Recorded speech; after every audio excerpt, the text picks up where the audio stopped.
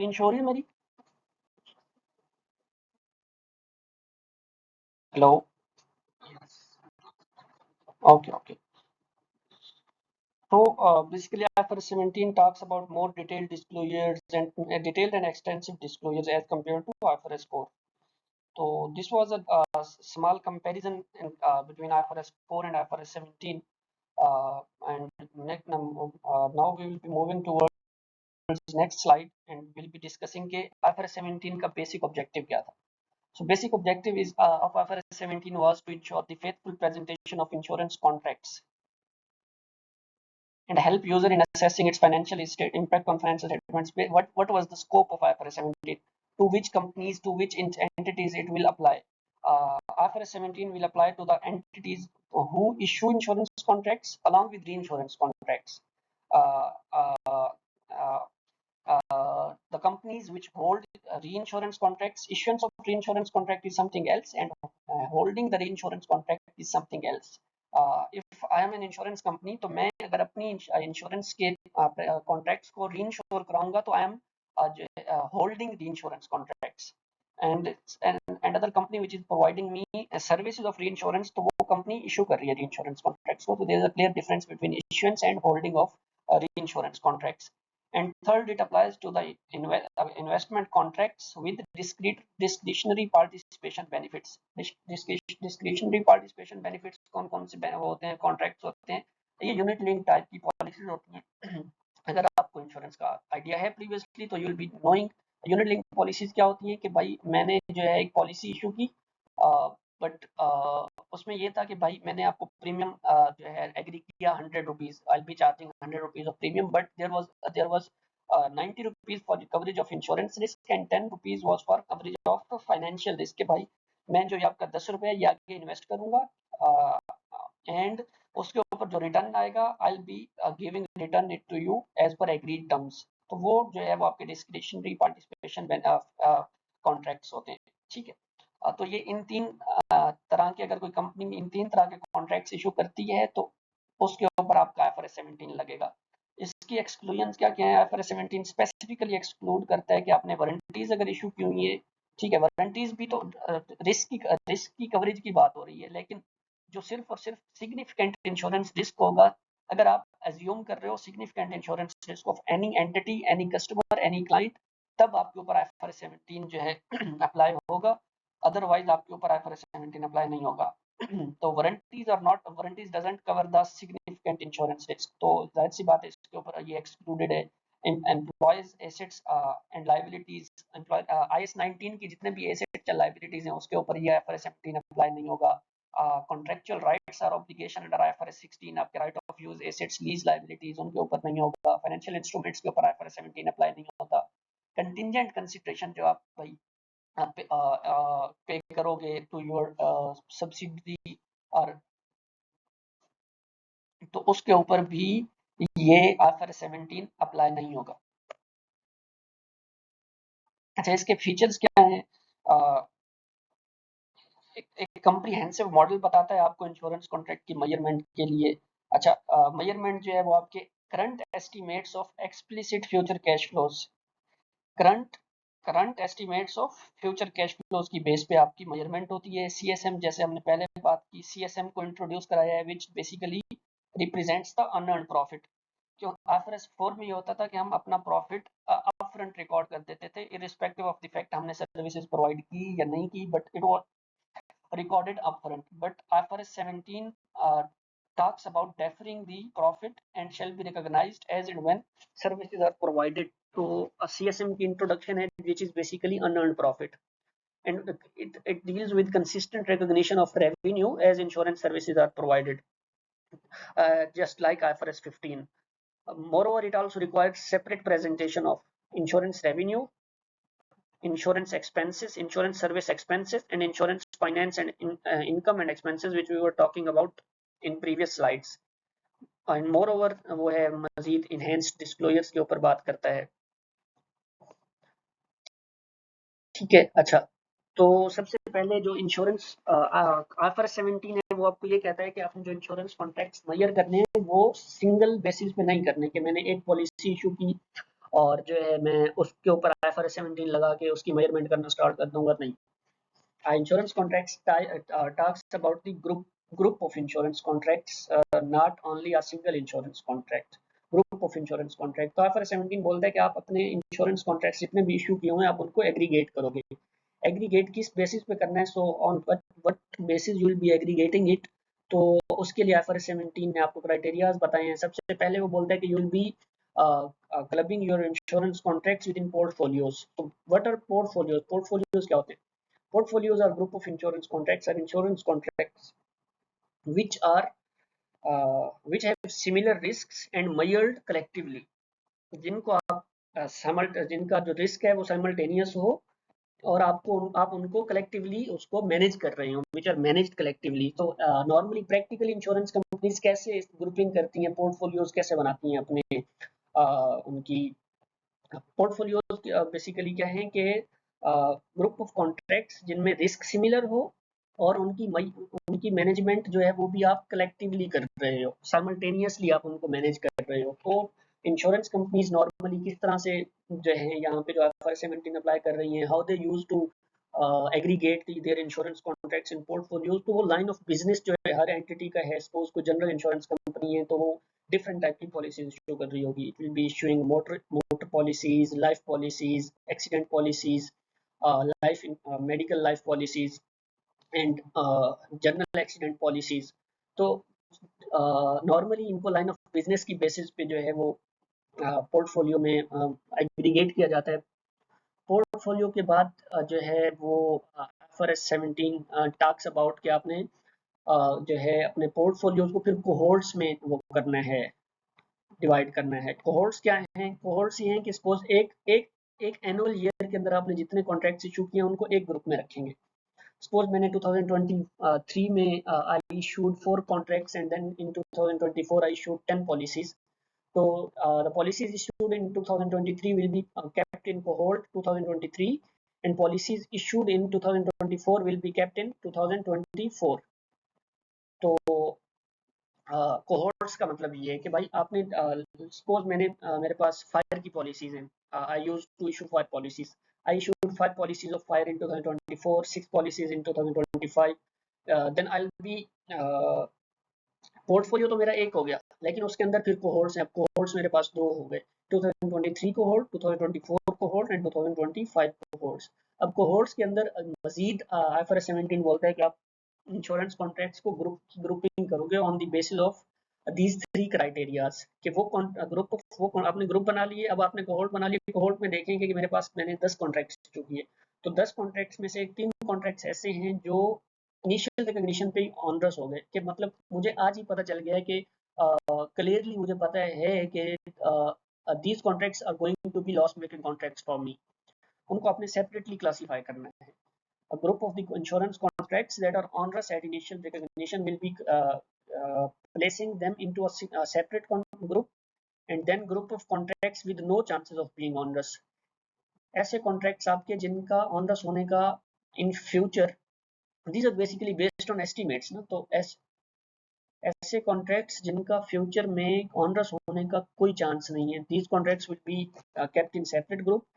और रिमेनिंग जितने भी आपके कॉन्ट्रैक्ट्स होंगे other than all those onerous, non-onerous and other than all contracts will be kept here। So basically यही है कि या तो onerous होगा या नहीं onerous होगा। तो नॉर्मली तो ये दो ही आपके ग्रुप बनेंगे।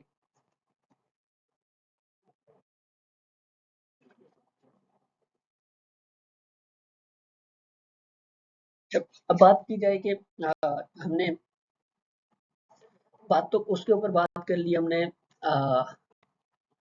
कि IFRS 17 किस तरह से आपको इंश्योरेंस कॉन्ट्रैक्ट्स को किस तरह से मेजर करने और किस तरह से ग्रुप करने की बात करते हैं। तो वो सारा कुछ होने के बावजूद जो है उसके बाद फिर अब यहाँ पे मेजरमेंट मॉडल्स कौन-कौन से हैं, किस तरह से हमने उसको जो है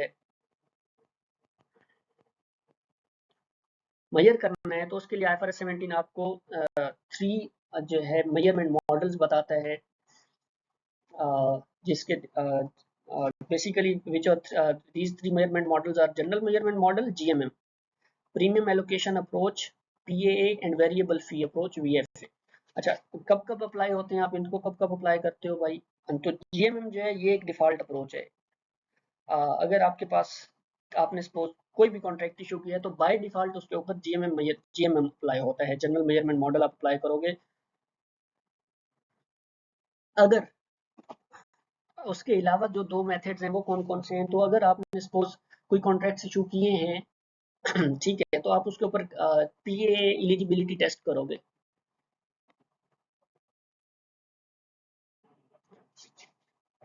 पीए एलिजिबिलिटी टेस्ट करते हैं। पीए एलिजिबिलिटी टेस्ट क्या है कि अगर कोई मैंने मेरा काम है जनरल इंश्योरेंस पॉलिसी करना, और normally general insurance policies are not more than 1 year, these are basically of 1 year.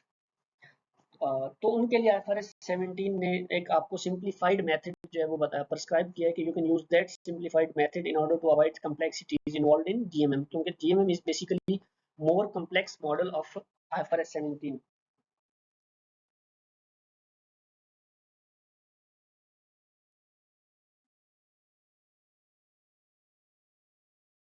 तो पीए की एलिजिबिलिटी टेस्टिंग के लिए आपने क्या करना है, दो दो क्राइटेरिया बताए हैं उसमें। तो अगर आपका कवरेज पीरियड 1 साल से लेस है, 1 साल या उससे लेस है, coverage period of insurance contract is 1 year और लेस देन 1 ईयर, तो फिर तो आप उसके ऊपर without any other thought premium allocation approach लगा दो। आपको जीएमएम की तरफ जाने की जरूरत नहीं है, GMM is bit more complex as compare to PA. So आप जो है आ, आ, उसके ऊपर पीए लगा दो। या दूसरी कंडीशन क्या है कि आप उसकी अगर आपका कॉन्ट्रैक्ट जो है मोर देन 1 ईयर है, बट अगर आप उसकी मेजरमेंट करते हो इंश्योरेंस कॉन्ट्रैक्ट की एज पर जीएमएम, और उसका जो डिफरेंशियल आता है एज पर जीएमएम जो लाइबिलिटी बन रही है आपकी, और एज पर जो है प्रीमियम एलोकेशन अप्रोच जो लाइबिलिटी बननी चाहिए, जो अभी आप रिकॉर्ड करोगे और बनेगी, तो उन दोनों में कोई मटेरियल डिफरेंस अराइज नहीं होता। तो देयर इज एन ऑप्शन कि आप उसकी तरफ जा सकते हो, यानी 1 साल से कम वाले जितने भी कॉन्ट्रैक्ट्स हैं उसके ऊपर तो आप पीए लगाओ, कोई वो नहीं। आप पीए लगाओ, सिंप्लीफाइड अप्रोच है and get benefit of it.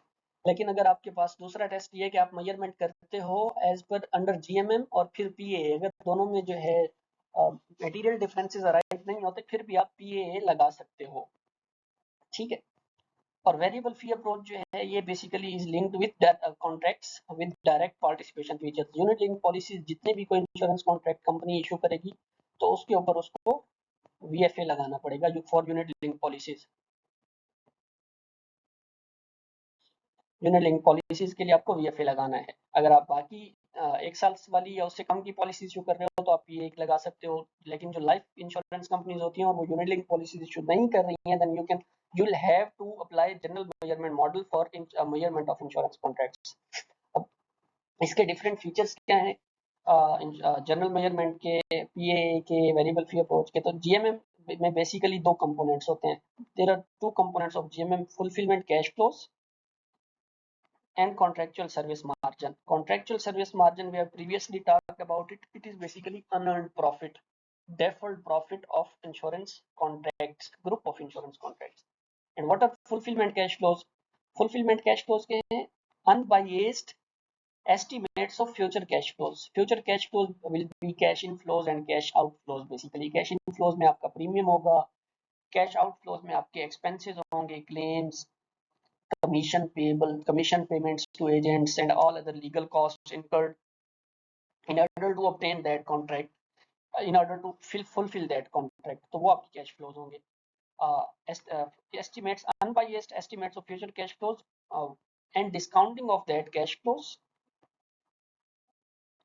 in order to incorporate the impact of time value of money, and plus risk adjustment for non financial risk के भाई मुझे ये जो कैश फ्लोज मिलेंगे इसके ऊपर फाइनेंशियल रिस्क के अलावा नॉन फाइनेंशियल रिस्क भी तो है ना, कि भाई जिसको मैंने पॉलिसी इशू किया वो बंदा ही भाग जाए, तो फिर क्या मुझे पैसा मिलेगा या नहीं मिलेगा?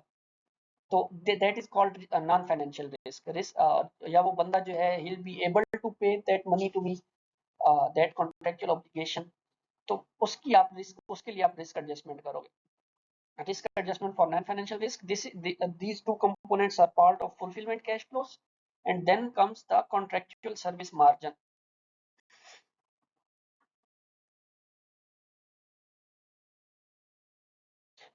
and then premium allocation approach, this is basically the simplified proxy of UPR जो है। आप इसमें जो रेवेन्यू है वो आपका अनअर्न्ड प्रीमियम रिजर्व की बेस पे रिकॉर्ड हो रहा होता है। अनअर्न्ड प्रीमियम क्या होता है कि भाई मैंने जो है आज मैंने 100 रुपए की पॉलिसी इशू की और वो पॉलिसी थी 10 महीने की, ठीक है, और ईयर एंड पे 3 महीने उसके गुजर चुके थे, तो 30 का जो प्रीमियम है वो मेरा अर्नड हो गया और जो 70 का प्रीमियम है वो मेरा अनअर्न्ड प्रीमियम है, तो दैट इज कॉल्ड यूपीआर। तो दिस इज बेसिकली जो है it deals with revenue recognition as per UPR. और इसमें ये है कि लाइबिलिटी की रिकग्निशन जो है वो सिंप्लीफाइड मॉडल है लाइबिलिटी के लिए एज कंपेयर टू जीएमएम, ठीक है। और इसमें डिस्काउंटिंग भी ऑप्शनल है। अगर आपके पास कैश फ्लोज पहले पहले उसकी बात की जाए, पहले क्राइटेरिया की कि आपके पास ऑप्शनल वो था, सॉरी कवरेज पीरियड आपका लेस देन 1 ईयर था, तो अगर उसकी बात की जाए तो उसमें आपके पास ऑप्शन है कि आप डिस्काउंट करना चाहो या ना करना चाहो, this is up to you. उसके बाद है वेरिएबल फी अप्रोच, तो ये किन कॉन्ट्रैक्ट्स पे अप्लाई होता था, with direct contracts with direct participation features, यानी यूनिट लिंक पॉलिसीज।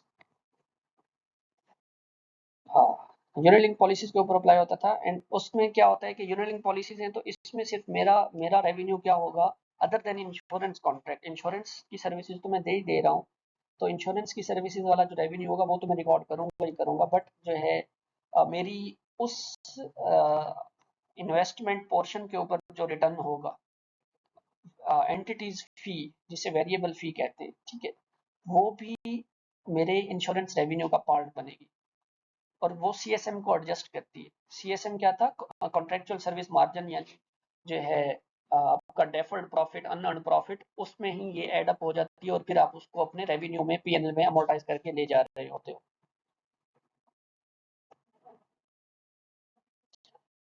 तो पहले तो हमने इंश्योरेंस कॉन्ट्रैक्ट की ग्रुपिंग को देखा, फिर उसके मेजरमेंट मॉडल को देखा, तो नाउ के आप जो है मेजरमेंट मॉडल्स बता दिए, लेकिन अब बात क्या है कि हमने अपने इंश्योरेंस कॉन्ट्रैक्ट्स को रिकॉग्नाइज कब करना है, किस वक्त करना है, किस तरह से रिकॉग्नाइज करना है, इनिशियल रिकॉग्निशन कब होगी उनकी।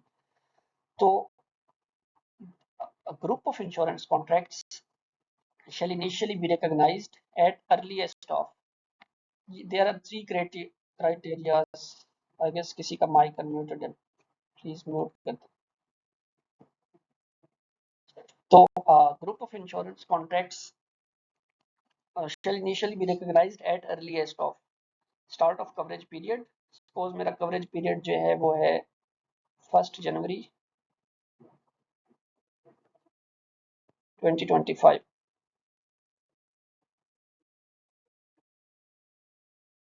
onwards दिसंबर तक, ठीक है, ये मेरा कवरेज पीरियड स्टार्ट हो गया 12 मंथ्स का।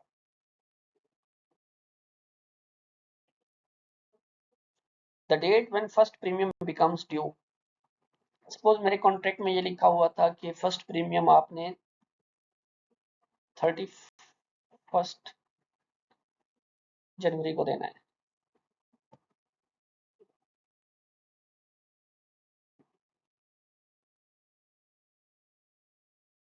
एंड द डेट एंड और when the group become onerous, तो आप जब आप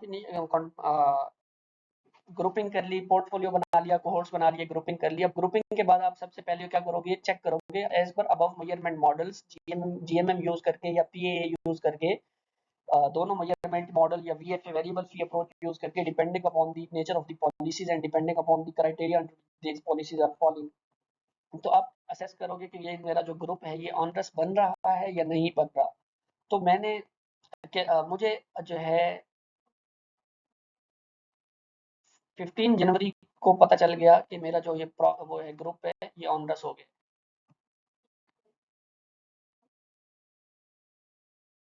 ठीक है, मैं 15 जनवरी को पता चल गया कि मेरा ये ग्रुप ऑनरस हो गया, लाइक तो earliest of the all three क्या है, 1 जनवरी 2025, तो इस दिन पे मैं अपना इंश्योरेंस कॉन्ट्रैक्ट रिकॉग्नाइज कर दूंगा और इस दिन से अगले पीरियड तक जब तक जो है इसकी एक्सटिंग्विशमेंट नहीं होती, यानी मैं इस कॉन्ट्रैक्ट को डीरिकॉग्नाइज नहीं करता, तब तक मैं इस कॉन्ट्रैक्ट को मेजर करता रहूंगा और अपने एज पर IFRS 17 और जो है अपना रेवेन्यू रिकॉग्नाइज करूंगा एंड अपनी इंश्योरेंस सर्विसेज प्रोवाइड करूंगा और रेवेन्यू रिकॉर्ड करता रहूंगा।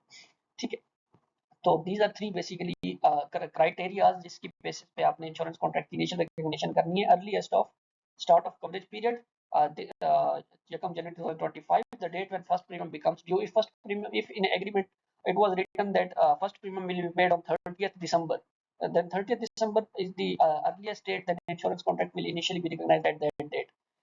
And same goes for on residency testing. अगर ऑनरस आपको पता चला कि भाई मेरा जो कॉन्ट्रैक्ट है वो कवरेज पीरियड स्टार्ट होने से पहले ही जो है वो हो चुका है, ऑनरस बन चुका है, क्योंकि जब आप पॉलिसी इशू करते हो नॉर्मली तो आपकी जो डीलिंग है इंश्योरेंस कंपनीज की वो अपने कस्टमर्स के साथ पहले से चल रही होती है, तो उस दौरान ही कॉन्ट्रैक्ट आपका साइन हो गया।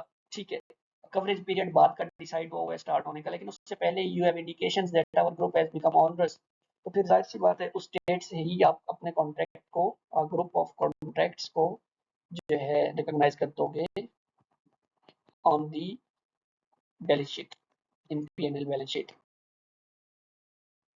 अच्छा, इनिशियल मेजरमेंट की बात आज, अच्छा पिछली स्लाइड में हमने उससे पिछली स्लाइड में हमने देखा था कि जो है मेजरमेंट मॉडल्स कितने कितने हैं और किस किस तरह के हैं, और जो है यहाँ पे हम देखेंगे इनिशियली जब हम इंश्योरेंस कॉन्ट्रैक्ट्स को मेजर करते हैं अंडर GMM और अंडर PAA, ठीक है, तो वो किस किस तरह से मेजर होते हैं, किस किस तरीके से मेजर होते हैं, उसके कंपोनेंट्स क्या क्या हैं। तो इनिशियली अगर सबसे पहले हम बात करेंगे GMM की, which is default measurement model under IFRS 17।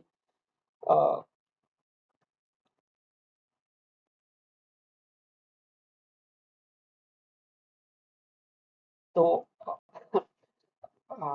Initial measurement basically किस तरह से होती है। इनिशियल मेजरमेंट जो पहले भी हमने इसके ऊपर बात की है कि fulfilment cash flows plus discount PV of fulfillment cash flows plus risk adjustment for non-financial risk and plus CSM। CSM किस तरह से डिटरमिन होगा वो हम आगे जाके बात करते हैं। रिस्क एडजस्टमेंट्स किस तरह से होगी उसकी भी ऊपर बात करेंगे। कैश फ्लोज में क्या क्या चीजें शामिल हैं उसके ऊपर भी हम बात करेंगे। But this is basically initial measurement of insurance contracts under GMM। और अंडर प्रीमियम एलोकेशन अप्रोच अपने कॉन्ट्रैक्ट को आप किस तरह से इनिशियली मेजर करोगे, तो वो ये होगा कि प्रीमियम रिसीव कितना हुआ आपको, उसमें से आपने इंश्योरेंस एक्विजिशन कैश फ्लोज कितने लगाए, यानी कि कमीशन कितना दिया आपने उस कॉन्ट्रैक्ट को हासिल करने के लिए, इंक्रीमेंटल कॉस्ट कितनी इनकर की, वो सारी लेस कर दोगे, तो जो बैलेंसिंग होगा वो आपकी जो है इंश्योरेंस कॉन्ट्रैक्ट लायबिलिटी है। और इसमें डिस्काउंटिंग की रिक्वायरमेंट एज सच नहीं है as prescribed under IFRS 17, but it is optional if you want to use under 1 year contract की। आपके कॉन्ट्रैक्ट 1 साल या उससे कम वाले हैं तो उस केस में आपके पास डिस्काउंटिंग ऑप्शनल थी, लेकिन अगर आपके पास PAA लगा रहे हो और आपका कॉन्ट्रैक्ट जो है वो 1 साल से ज़्यादा है तब आपको डिस्काउंटिंग करनी पड़ेगी, देन इट इज़ मैंडेटरी। और ये सारी चीज़ें जो फुलफिलमेंट कैश फ्लोज है, रिस्क एडजस्टमेंट है, CSM है, ये पार्ट बनता है आपकी LRC का। इन लाइबिलिटीज के 2 कंपोनेंट्स होते हैं नॉर्मली, इंश्योरेंस लाइबिलिटीज के 2 कंपोनेंट्स होते हैं। IFRS 4 में क्या होता था कि 2 कंपोनेंट्स किस तरह से होने कि एक ये लाइबिलिटी है कि आपके पास आपने इंश्योरेंस कॉन्ट्रैक्ट इशू किया, आज की डेट में मैंने इंश्योरेंस कॉन्ट्रैक्ट इशू किया, तो मेरी लाइबिलिटी क्या होगी कि आज से लेके कवरेज पीरियड तक, जाहिर सी बात है आज से लेके कवरेज पीरियड तक जितना सर्विसेज मैंने देनी है और उसके ऊपर जो जो भी वो होगा तो वो मेरी लाइबिलिटी होगी, जिसे मैं कहता हूँ liability for remaining coverage. And then फिर आपके पास एक साल गुजरा और आपके पास कुछ क्लेम्स आ गए और फिर वो क्लेम्स पेएबल आपके पास रिकॉर्डेड है, IBNR रिकॉर्डेड है आपके पास, incurred but not reported claims. So these are basically called liability for incurred claim and this is called liability for remaining coverage। तो लाइबिलिटी के 2 कंपोनेंट होते हैं, LRC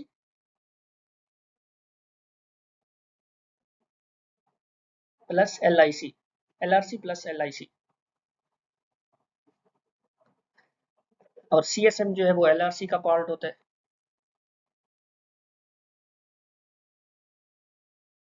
अच्छा, उसके बाद LIC में क्या क्या चीजें शामिल होती हैं। LIC is basically PV of present value of future claims and expenses for the events that have already occurred।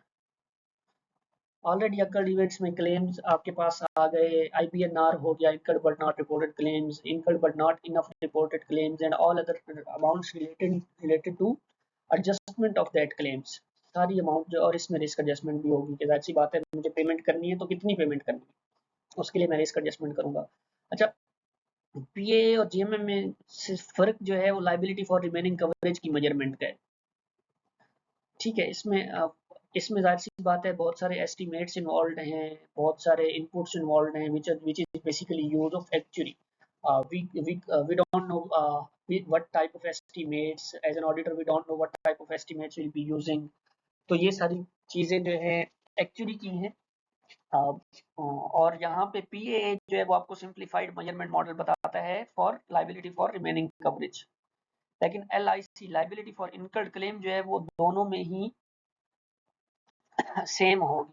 उसमें आपको कोई वो नहीं है, चारा नहीं है कि आप जो है सिंप्लीफिकेशन का वो लो, सहारा लो या कुछ इस तरह से, कोई भी इस तरह की कोई आपके पास सिंप्लीफिकेशन नहीं है for measurement of liability for incurred claims. तो आप इसके लिए LIC will be determined as under GMM। उसके बाद अच्छा, ये हो गया। उसके बाद है CSM। CSM बेसिकली है क्या चीज? CSM is basically fulfilment cash flows, यही CSM है आपका। Risk adjusted PV of fulfilment cash flows, यही आपका CSM है। लेकिन मैं आपको एक्सेल की शीट में समझाता हूँ इस पे। Look into Excel sheet.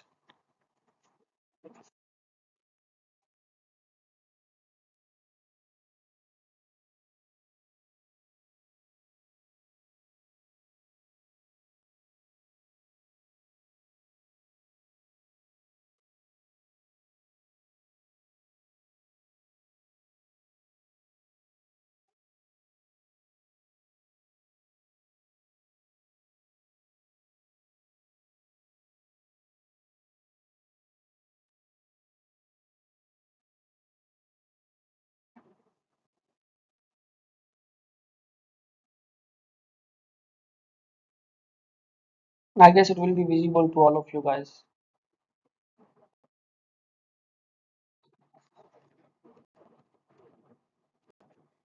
So we were talking about CSM। CSM क्या होता है?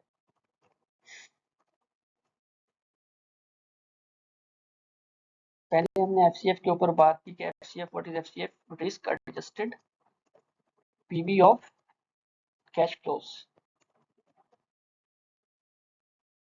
Risk adjusted PV of cash flows, अगर आपकी risk adjusted PV is positive, suppose we are having cash outflows, cash inflows, cash outflows. Cash inflows are basically premiums. Suppose we are having inflows of 500 Pakistani rupees, then cash outflows there are 200 Pakistani rupees. Here we are ignoring the impact of discounting.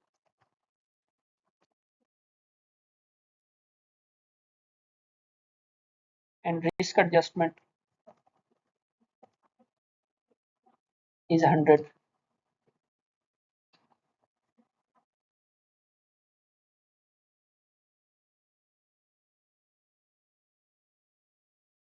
So these are fulfillment cash flows.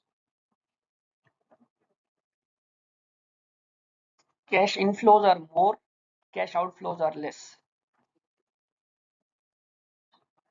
So we are having a profit कि भाई मतलब मुझे ज्यादा पैसा मिल रहा है लेकिन मुझे क्लेम कम पे करना पड़ेगा, तो we are having a profit. If fulfillment cash flows are positive, then it will be CSM. Understood? I guess it will be much better now. कि ये आपकी CSM है and that is unearned profit.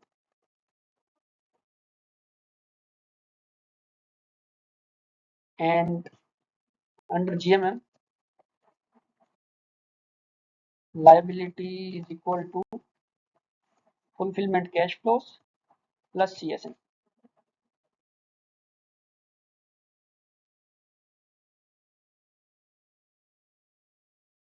Fulfillment cash flows are positive cash flows, and CSM we are having negative. At initial recognition, we will not be having any liability, but we will be having CSM. At initial recognition, this is insurance contract liability. FCF 400.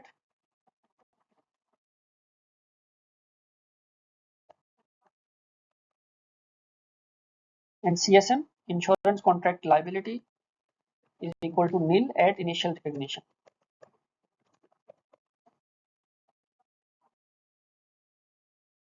So moving forward, we'll be having only CSM, and then we'll be amortizing it, and this and all other extra stuff which will be coming after initial recognition, and then it will be increasing our liability. So this is basically CSM.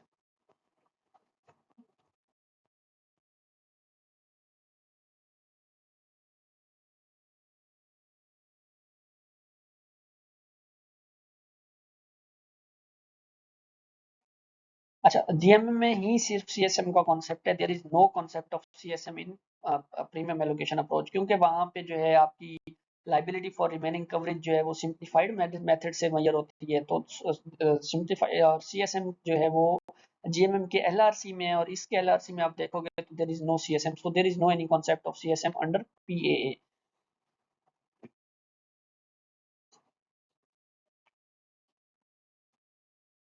And then comes the onerous contract, कि भाई आपने ऊपर पढ़ा कि initial contracts को initial recognition पे assess करना है कि वो ऑनरस हुए या नहीं हुए, और ऑनरस हुए तो आप अप फ्रंट ही अपनी इंश्योरेंस कॉन्ट्रैक्ट लायबिलिटी रिकॉर्ड कर लोगे.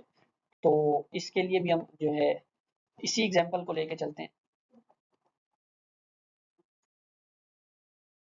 कैश इनफ्लोज मेरे पास हैं 500 एंड कैश आउटफ्लोज आर 800. कि भाई हो सकता है कि मेरा क्लेम जो है वो ज्यादा आ जाए.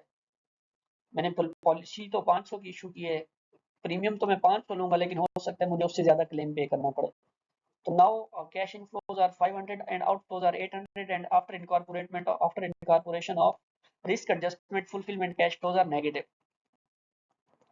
So it means कि मुझे ज्यादा आउटफ्लो हो रहा है और नेट इम्पैक्ट उसका नेगेटिव है, तो it means my contract has become onerous.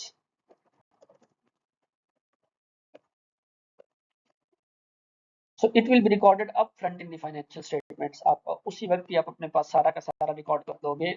Normally IFRS जो है 15 में भी यही है. आईएस 37 वो भी यही कहता है कि ऑनरस कॉन्ट्रैक्ट, जब भी आपका कोई कॉन्ट्रैक्ट ऑनरस हो जाए तो आपने प्रोविजन फॉर ऑनरस कॉन्ट्रैक्ट उसी वक्त रिकॉर्ड करनी है. And same goes with IFRS 17. अगर आपका कोई कॉन्ट्रैक्ट ऑनरस है तो आप उसी वक्त ही अपनी इंश्योरेंस कॉन्ट्रैक्ट लायबिलिटी रिकॉर्ड कर दोगे. आपकी एंट्री क्या होगी, अकाउंटिंग एंट्री क्या होगी उसकी, insurance service expense debit and loss component of insurance contract credit. This will go into P&L, and this will be reflected on the face of balance sheet as insurance contract liability.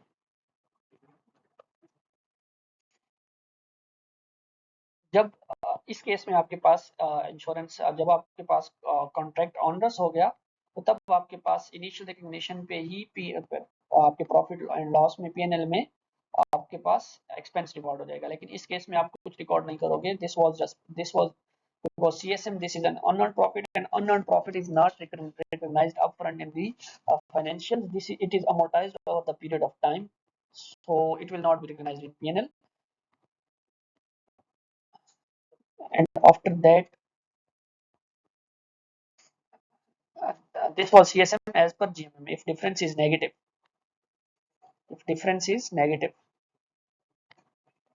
then contracts are onerous and hence recognized immediately in the profit or loss. PAA में आप onerosity किस तरह से test करते हो? Onerous contract test performed at initial recognition if onerous recognized immediately by comparing the expected future cash flows with LRC. आपने LRC इस तरह से डिटरमिन की, और आपके पास एक्सपेक्टेड फ्यूचर कैश फ्लोज कैसे होंगे, किस तरह से आएंगे कि भाई अब मैं आज एस्टिमेट कर रहा हूँ कि मेरी एलआरसी जो है इनिशियल रिकग्निशन पे वो 200 है, और मुझे जो कैश फ्लो फ्यूचर में रिसीव होंगे दीज आर 100. तो it means contract is onerous, मुझे 100 का लॉस होगा. तो इस तरह से आप उसको भी अपनी ऑनर्स कॉन्ट्रैक्ट को पीए के अंडर मेजर करोगे and then it will be recorded in the financial statements. अच्छा, हमने जो है बात की थी fulfilment cash flows. Fulfilment cash flows जिसमें क्या था, unbiased expected future cash flows. तो these are the cash flows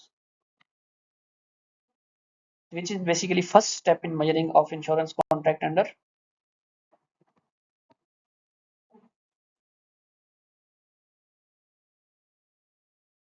PMM। अच्छा,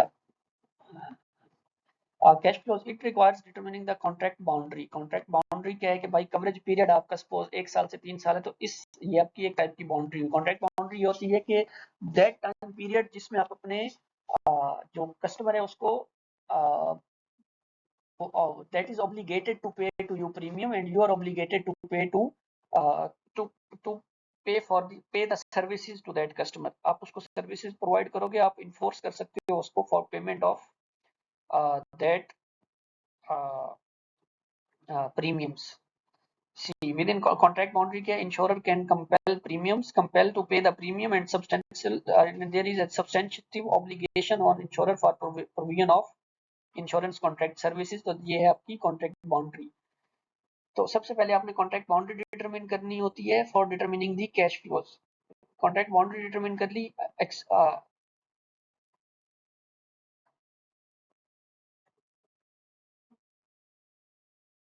this is your contract boundary. इसके अंदर अंदर जितने भी कैश फ्लोज इनकर करने पड़ेंगे आपको to obtain the contract, to fulfil the contract and all other cash flows related to in covering the insurance contract. तो इसके अंदर जितने भी कैश फ्लोज होंगे वो आपके, ये आपकी कॉन्ट्रैक्ट बाउंड्री होगी और इसके अंदर जितने भी कैश फ्लोज होंगे वो आपके cash flow with in the boundary of insurance contract and these will be used for measurement of insurance contracts। And outside the contract boundary, there is no any enforceable right to receive the premium. There is no any substantive obligation on the insurance to provide for the services. And only cash flows within the boundary of the insurance contract are used in measurement of insurance contracts. With the cash flows which are outside the boundary will be excluded from the measurement. And what cash flows are included in the contract boundary, we'll be discussing it in upcoming slide. Cash flows within the contract boundary. Uh, there are different type of cash flows in an insurance contract. Premium and related cash flows. Premiums, adjustment to the premiums if there is a policy of 2 to 3 years and after 1 year you reprice your insurance contract, then these adjustments। and if कि भाई आपके customer ने suppose medical की policy ली हुई है for its employees और 30 employees हैं और ईयर एंड के बाद या मिड ऑफ द ईयर उसने 15 और एम्प्लॉयज के लिए जो है पॉलिसी लेनी है, तो एडजस्टमेंट की जाएंगी उस कॉन्ट्रैक्ट में एंड प्रीमियम विल बी रीप्राइस्ड। तो वो एडजस्टमेंट्स आपकी कैश फ्लो का उसका कैश फ्लोज का पार्ट बनेगी विद इन द बाउंड्री।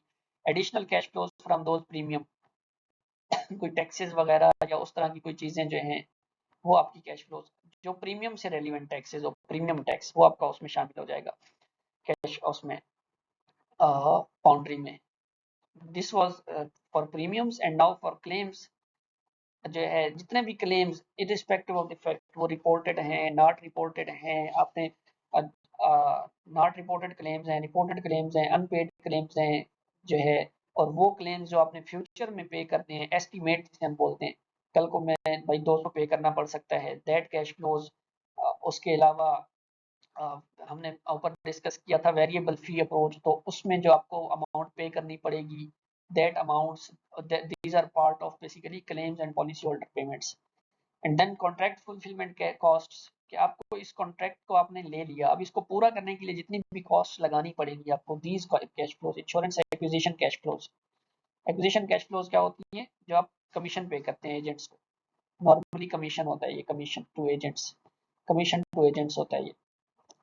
उसके अलावा क्लेम हैंडलिंग कॉस्ट्स होती हैं, लीगल कॉस्ट्स हैं, कुछ आपको लीगल कॉस्ट इनकर करनी पड़ती है, मेडिकल फीस, मेडिकल चेकअप वगैरह के लिए और etcetera type things. Loss adjusters जो आपके वो होते हैं जो आपकी लाइबिलिटीज को सेटल करने में आपकी सपोर्ट कर रहे होते हैं, लाइक आपके पास कोई वो है सर्वेयर है, आपने सर्वेयर अपॉइंट किया हुआ है और वो आपको जो है एक्सीडेंट की केस में आपको आपकी प्लेस ऑफ एक्सीडेंट को और ऑल अदर प्रूफ्स इकट्ठे करके आपको देगा so that you can handle your claim. ठीक है, तो वो उसकी कॉस्ट नहीं होगी, वो सारी within will be within the boundary. उसके अलावा जितनी एडमिनिस्ट्रेशन कॉस्ट होती हैं relating to policy and administration cost relating to that portfolio specifically, के सपोज मैंने मेरा एक ही बिजनेस है, मेडिकल का बिजनेस है और मैं एक ही ऑफिस में बैठ के चला रहा हूँ, ठीक है, तो उस ऑफिस के जितने भी खर्चे होंगे वो भी मेरे यहाँ शामिल हो जाएंगे with in the contract boundary, वो भी मैं अपने इंश्योरेंस कॉन्ट्रैक्ट की मेजरमेंट के लिए एलोकेट करूंगा। उसके अलावा कोई आपने इन काइंड बेनिफिट्स प्रोवाइड कर दिए हैं अपने उसको कस्टमर्स को या किसी एजेंट्स को in order to receive that, in order to get that contract. उसके अलावा रिकवरीज आपकी हो गई, सपोज आपके पास मोटर पॉलिसी थी और आपकी जो गाड़ी थी वो खराब हो गई और आपने फिर उसको जो है अपने कस्टमर से लेके बेचा और बेचने के बाद उसको पेमेंट की, तो that recoveries from salvage, investment related costs and other attributable overheads। Suppose जो फिक्स्ड शेयरिंग कॉस्ट होती हैं, कॉस्ट सेंटर होते हैं जिनकी कॉस्ट शेयर्ड कॉस्ट होती हैं, सॉरी शेयर्ड कॉस्ट जो होती हैं वो आप डिफरेंट पोर्टफोलियोज में एलोकेट करोगे। These are also part of cash flows within boundary. So this was basically cash flows within the contract boundary, and the cash flows which are excluded from the contract boundaries are investment returns। आपने जो है premium लिया और उसको आपने आगे invest किया, policy issue करते हैं insurance company basically work on this model के, वो पीछे से पैसा लेती हैं, आगे इन्वेस्ट करती हैं और रिटर्न कमाती हैं, फिर जो है अपने कस्टमर्स को भी रिटर्न देती हैं और जो है क्लेम्स भी सेटल करती हैं अपने उससे। तो these investment returns are not part of cash flows within the contract boundary. These are not part of within the contract boundaries. These are excluded specifically. And then reinsurance cash flows. These are measured separately from insurance cash flows। आप ऊपर insurance cash flows major करते हो and same then आप री-इंश्योरेंस cash flows major करते हो separately, वो आपकी separate होती हैं। सो आपने 100 की अगर आपने पॉलिसी इशू की और उसमें से 80 आपने री इंश्योर कराया हुआ है तो आपका at initial recognition insurance contract जो है वो 100 का ही होगा। आप 100 के हिसाब से उसको मेजर करोगे, फिर नीचे आप 80 के हिसाब से अपना री इंश्योरेंस जो कॉन्ट्रैक्ट है वो मेजर करोगे। And then future insurance contract जो आपने अभी तक इशू ही नहीं किए उनकी कैश फ्लोज भी आपकी कैश फ्लोज कॉन्ट्रैक्ट बाउंड्री का पार्ट नहीं होगी। Then non attributable cost if you are providing staff training and other wasted labor costs, etc. Internal income tax that company is obligated to pay under local laws. These costs are not made part of insurance contracts. And then we were talking about insurance acquisition cash flows. Insurance acquisition cash flows that are being paid to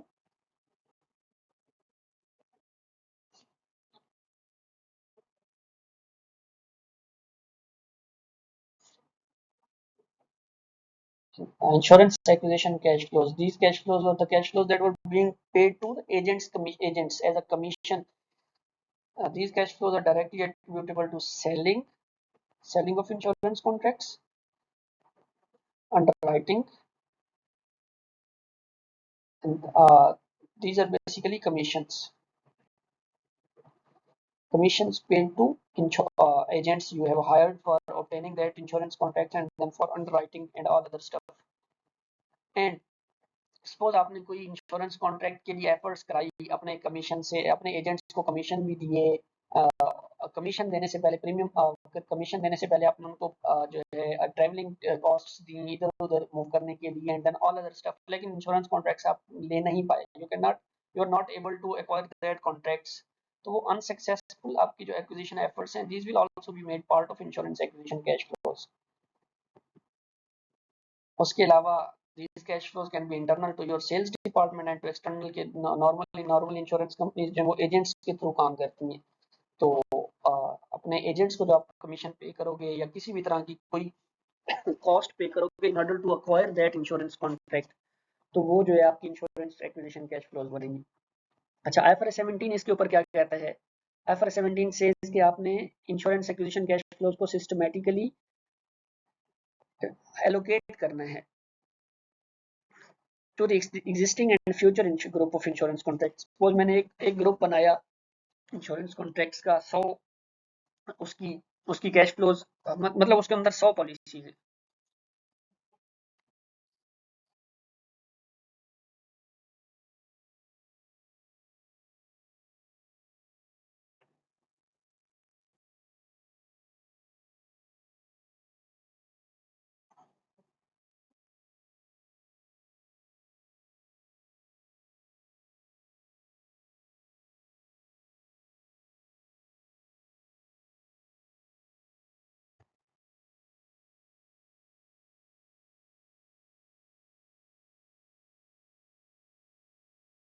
sorry, I guess meeting was scheduled, meeting की limit एक और थी and it has been completed, तो इस वजह से जो है वो मीटिंग डिस्कनेक्ट हो गई थी।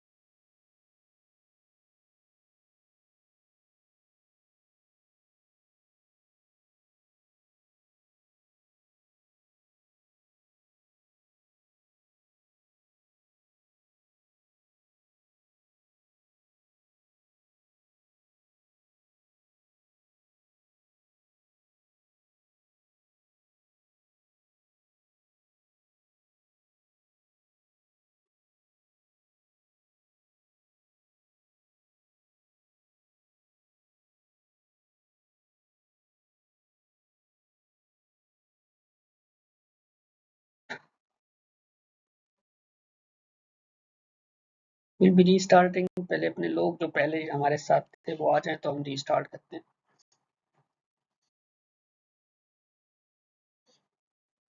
ठीक, ज्वाइन करो। मेरे पास जो है मीटिंग की ड्यूरेशन 1 घंटा थी, वो खत्म हो गई तो फिर मीटिंग भी बंद हो गई।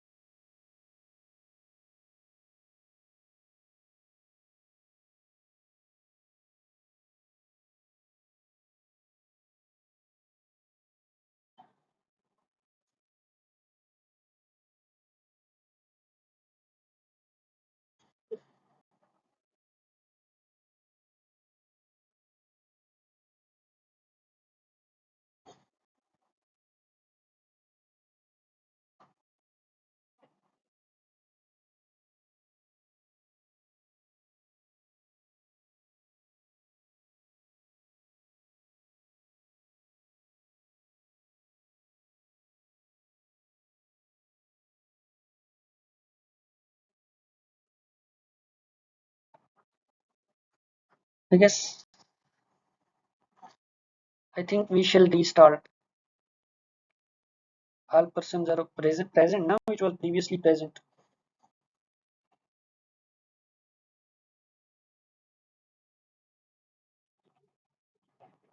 Okay, okay, okay. We can wait for some more time.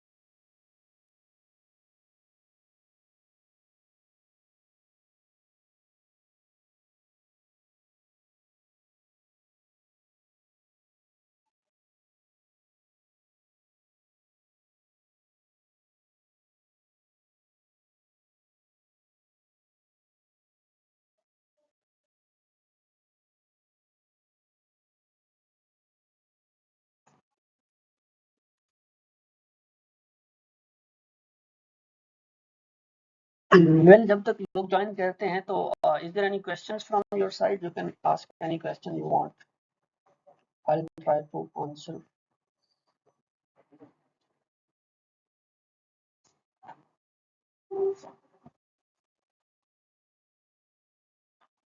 Yes, yes, please. जी, जी.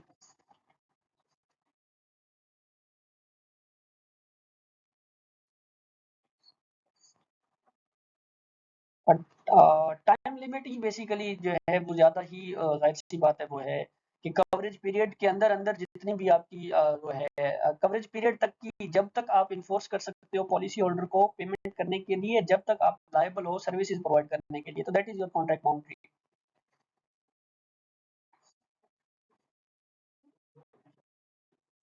जब ऐसा ही है, ऐसा ही है. जाहिर सी बात है, आप एक साल से बाहर जाके अपने इंश्योर पॉलिसी होल्डर को इन्फोर्स नहीं कर सकते कि पेमेंट करो.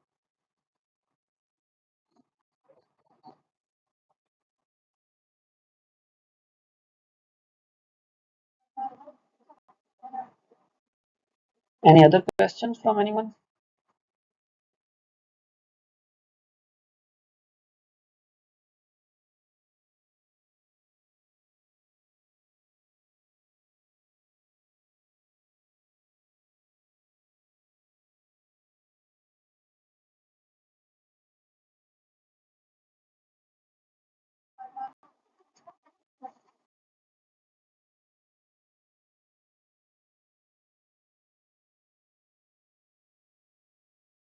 आई गेस हम स्टार्ट कर लेते हैं, ऑफिशियल रीस्टार्ट इट ना.